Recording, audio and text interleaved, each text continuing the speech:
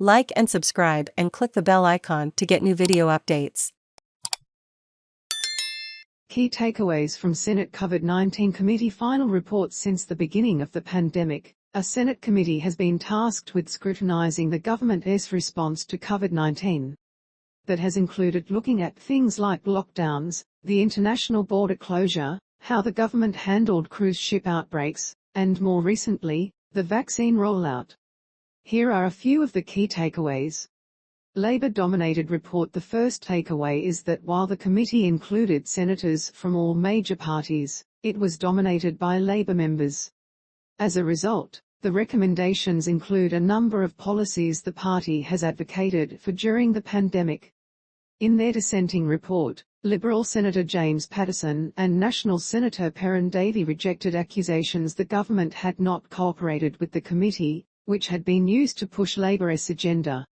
While this committee was initially established with bipartisan support and a genuine desire to investigate issues of concern during a rapidly evolving pandemic, the committee has regrettably been used as a vehicle in which Labor senators have pursued partisan attacks on the government, they said.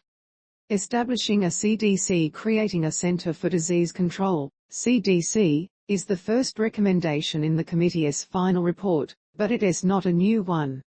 In one of its interim reports from 2020, the committee made the same recommendation, that the pandemic had proved why Australia needed a dedicated centre to coordinate responses to future outbreaks. The report says it would improve Australia's pandemic preparedness, operational response capacity and communication across all levels of government.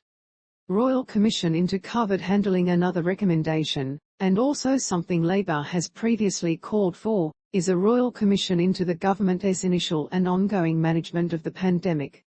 It also called for the government to begin a review of its pandemic planning, to make sure that if we are hit with another virus in the future, that we have learned from the COVID-19 experience.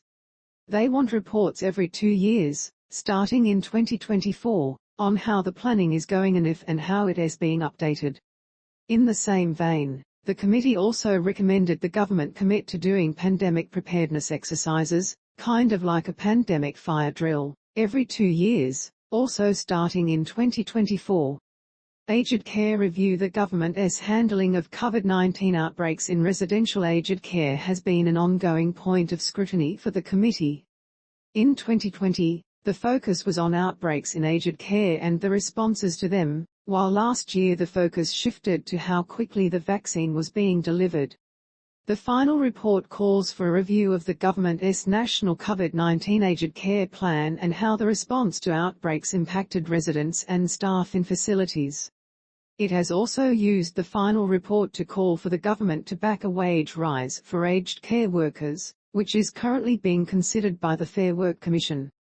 Review into impact on First Nations communities. Children. The report also called for scrutiny of how the government's response impacted First Nations communities and how it impacted children.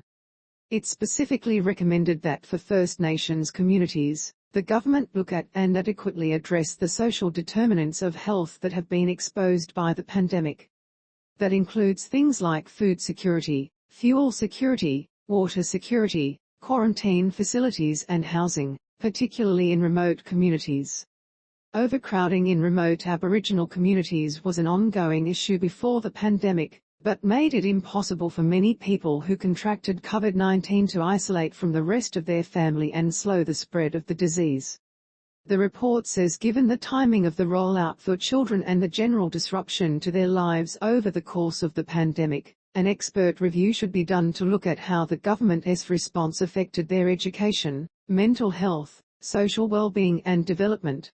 Stop funding the COVID Safe app. The report calls for an immediate end to any government funding for the COVID Safe app. Last year, Labor called for the app to be scrapped after it was revealed it found just 2 potential close contacts in 6 months. It was introduced in April 2020, months after the pandemic began, and was downloaded by millions of people in the hope it would help find close contacts of cases. As of September last year, the app had cost taxpayers $9 million.